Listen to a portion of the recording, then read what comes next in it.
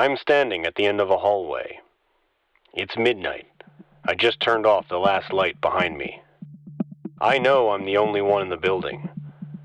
So why do I feel like I'm being watched?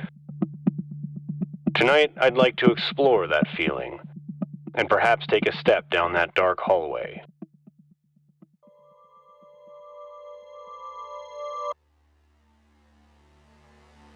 You're sitting at your desk, head down, eyes locked to the soft glow of your computer screen.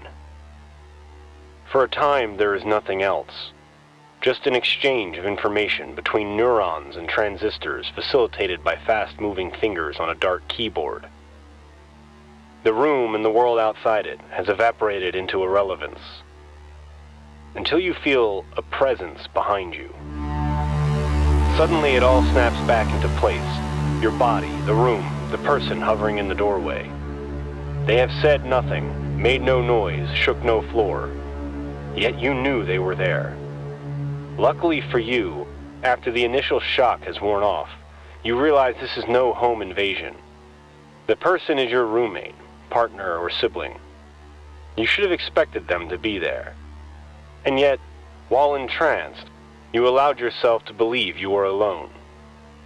The fear you felt seems misplaced, an overreaction at best. But entertain this thought. How would you react if, after feeling someone standing behind you, you turned to find an empty room?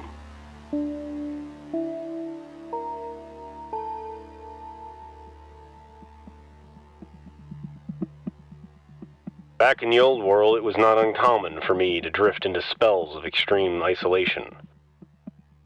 I have never been great at sleeping, a condition that was exacerbated by my time with the boots. This made me adept at the kind of jobs that attract people who might typically avoid crowds. I'm talking about the night work, the graveyard shifts, the kind of job that forces you to become a creature, with blackout windows and strained relationships. The loneliness could be crippling, but there's an entire world you can have to yourself if you are brave enough to wander the sodium-lit streets in the twilight hours. These are human spaces, yet it may be rare to find another outside yourself.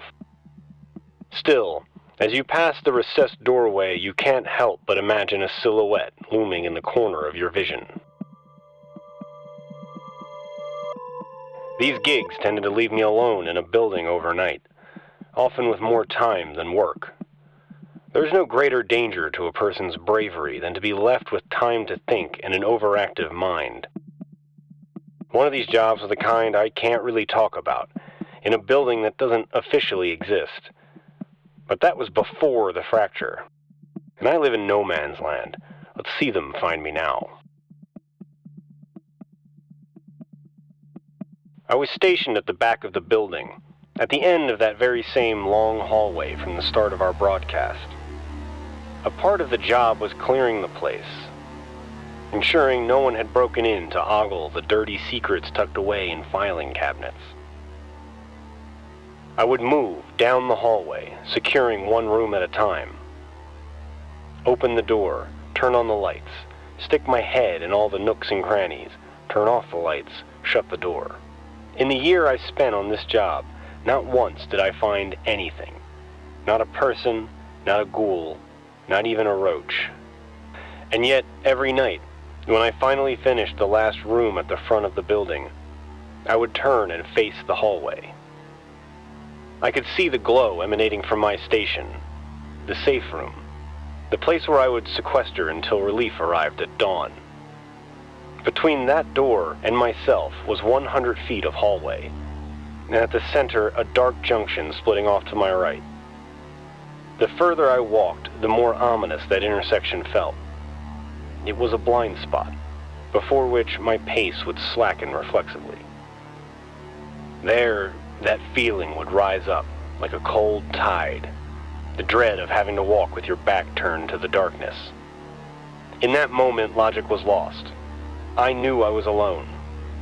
The knowledge that I would need to make this walk every night inspired me to perform my checks with extreme diligence. And yet I could never shake the feeling that somewhere beyond the veil of my senses there was a voyeur, waiting for the right moment to make themselves known. What is that feeling? How can we be afraid of something with no evidence of its existence? Maybe I'm being unfair. The feeling itself is the evidence we sense something, however minute, is wrong. Fish have a lateral line organ that detects pressure differences in the surrounding water. Some migratory animals are thought to be able to sense small changes in the Earth's magnetic field to aid in long-distance travel. None of these abilities place comfortably within our recognized five senses, yet perhaps humans possess some vestigial sensory system, long since abandoned by our ancestors, but present enough to spawn the occasional confused signal.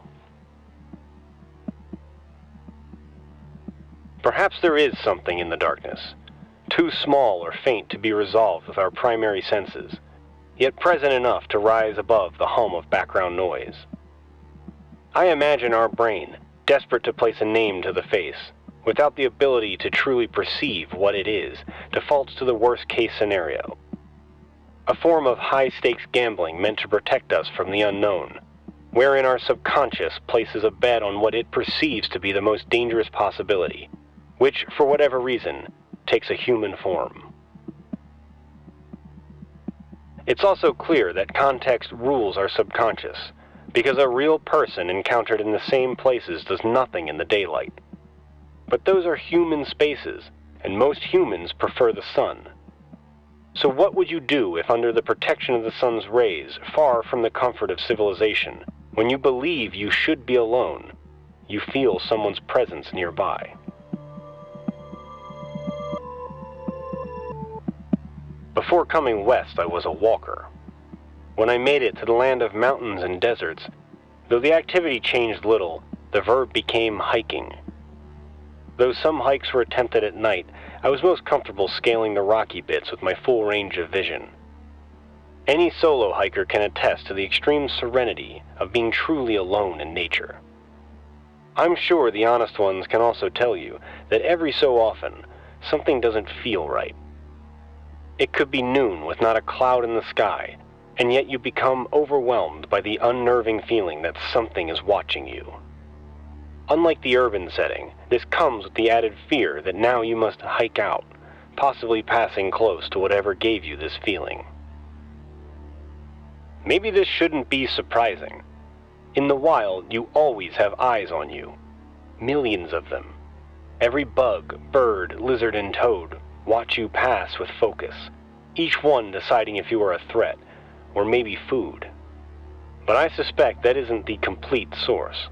I don't think most people look at the lesser creatures and feel an intelligent being looking back. Even so, if the eyes are concealed well enough, maybe those ancient senses start to kick in. Then, as you struggle to connect the feeling of not being alone to its source, the thoughts of someone just out of sight, holding their breath, manifest.